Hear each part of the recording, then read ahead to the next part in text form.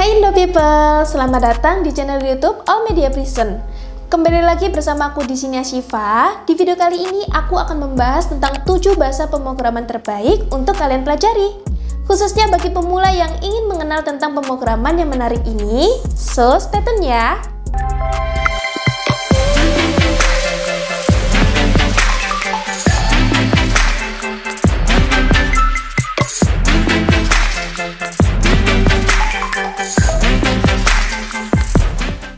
Sebelumnya ada yang tahu nggak sih apa itu bahasa pemrograman? Bahasa pemrograman itu bagian dari website development.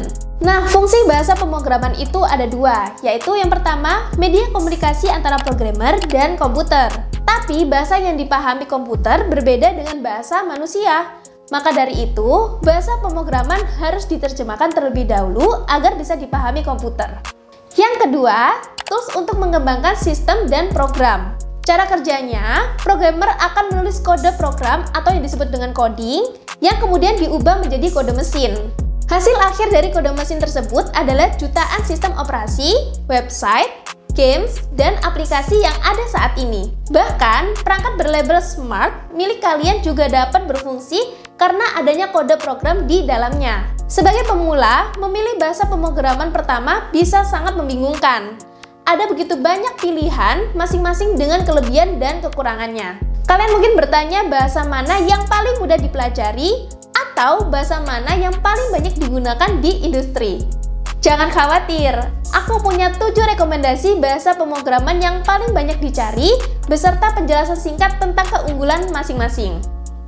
Bahasa pemrograman yang pertama yaitu PHP. PHP atau Hypertext Preprocessor adalah bahasa pemrograman server-side yang sangat populer digunakan untuk mengembangkan situs web dinamis. PHP dikenal karena fleksibilitasnya, kemudahan penggunaannya, dan komunitas yang sangat besar. Dengan PHP, kalian dapat membuat halaman web yang interaktif, mengelola database, membangun aplikasi web kompleks, dan mengintegrasikan berbagai layanan pihak ketiga. PHP seringkali dipadukan dengan HTML untuk membentuk struktur halaman web, serta dengan database seperti MySQL untuk menyimpan data. Keunggulan utama PHP adalah kemampuannya untuk dibenamkan langsung ke dalam kode HTML, sehingga memudahkan pengembangan situs web. Selain itu, PHP juga mendukung berbagai platform operasi dan server web. Ini membuatnya menjadi pilihan yang serbaguna untuk berbagai proyek pengembangan web. Yang kedua, HTML. HTML atau Hypertext Markup Language adalah bahasa pemrograman standar yang digunakan untuk membangun struktur dan konten dasar dari sebuah halaman web. HTML tidak digunakan untuk membuat tampilan yang menarik atau interaktif, melainkan untuk memberikan kerangka dasar yang akan diisi dengan konten seperti teks, gambar, video, dan elemen lainnya. Dengan menggunakan tag-tag HTML, kita dapat menentukan bagaimana elemen-elemen tersebut akan ditampilkan di dalam browser. Bayangkan HTML seperti kerangka rumah, sedangkan CSS adalah cat dan perabotan yang digunakan untuk mempercantik rumah tersebut.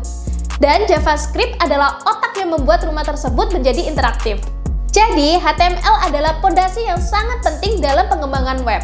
Yang ketiga, JavaScript. JavaScript adalah bahasa pemrograman yang sangat populer digunakan untuk membuat halaman web menjadi lebih interaktif dan dinamis. Bayangkan sebuah halaman web statis seperti buku yang isinya tidak berubah. Dengan JavaScript, kita bisa mengubah halaman web menjadi lebih hidup, seperti menambahkan animasi atau membuat elemen-elemen halaman merespon tindakan pengguna. Misalnya, saat mouse ditempelkan atau tombol diklik, bahkan membuat mini game sederhana di dalam halaman web. JavaScript bekerja di sisi klien, artinya kode JavaScript dijalankan langsung di browser pengguna, sehingga membuat halaman web menjadi lebih responsif tanpa perlu memuat ulang halaman setiap kali ada perubahan. Singkatnya, JavaScript adalah bahasa pemrograman yang memungkinkan kita untuk menciptakan pengalaman pengguna yang lebih baik dan menarik di dunia web. Yang keempat, Python. Python adalah bahasa pemrograman yang sangat populer dan serbaguna. Dikenal karena sintaksnya yang mudah dibaca dan dipahami, sehingga sering disebut sebagai bahasa yang mirip bahasa Inggris. Python digunakan untuk berbagai keperluan, mulai dari pengembangan aplikasi web dan perangkat lunak, analisis data, pembelajaran mesin, hingga otomatisasi tugas. Kepopuleran Python sebagian besar karena komunitasnya yang besar dan aktif, serta adanya banyak pustaka atau library yang siap pakai untuk berbagai keperluan. Python sering disebut sebagai bahasa pemrograman serba bisa karena fleksibilitasnya dan kemampuannya untuk diadaptasi ke berbagai domain. Yang kelima, Dart. Dart adalah bahasa pemrograman yang dikembangkan oleh Google, dirancang untuk menciptakan aplikasi modern dengan performa tinggi dan pengembangan yang cepat. Dart sangat populer karena menjadi bahasa utama untuk membangun aplikasi lintas platform menggunakan Flutter. Dengan Dart, pengembang hanya perlu satu basis kode untuk membuat aplikasi yang berjalan mulus di berbagai platform seperti Android, iOS, web, dan desktop. Dart menawarkan sintaks yang bersih dan mudah dipahami, serta fitur-fitur modern seperti orientasi objek, tipe data yang kuat, async atau await untuk menangani operasi asinkronus, dan dukungan untuk pengembangan web yang komprehensif. Selain itu, Dart juga memiliki ekosistem yang terus berkembang dengan berbagai library dan tools yang dapat membantu mempercepat proses pengembangan aplikasi. Intinya, Dart adalah bahasa pemrograman yang sangat fleksibel dan kuat, cocok untuk berbagai jenis proyek pengembangan perangkat lunak, terutama untuk membangun aplikasi mobile yang berkualitas tinggi dengan Flutter. Yang keenam, SQL.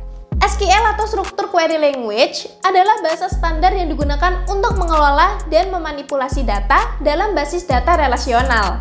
Bayangkan basis data sebagai sebuah perpustakaan raksasa. Kita anggap buku ini sebagai data dan rak ini sebagai tabel.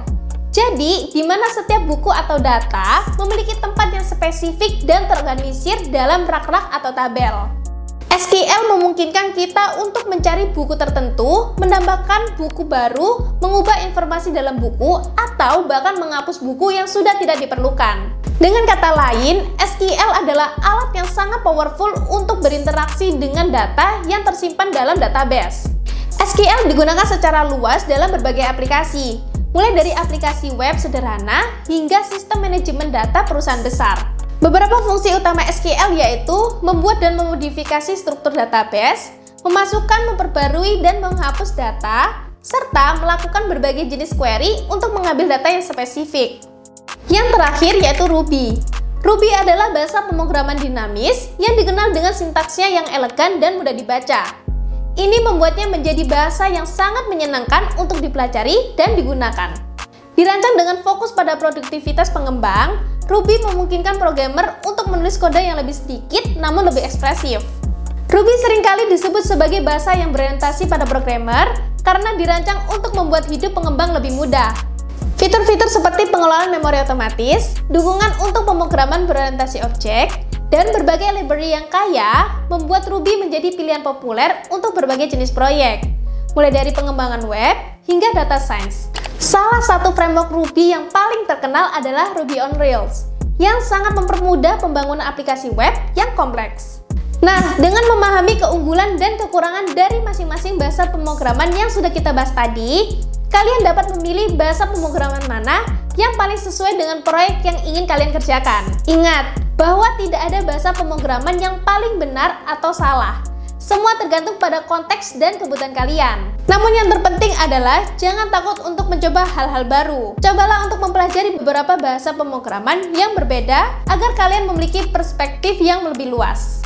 Oke, setelah kalian pahami, kira-kira bahasa pemrograman mana nih yang paling menarik untuk kalian pelajari? Tulis di kolom komentar ya!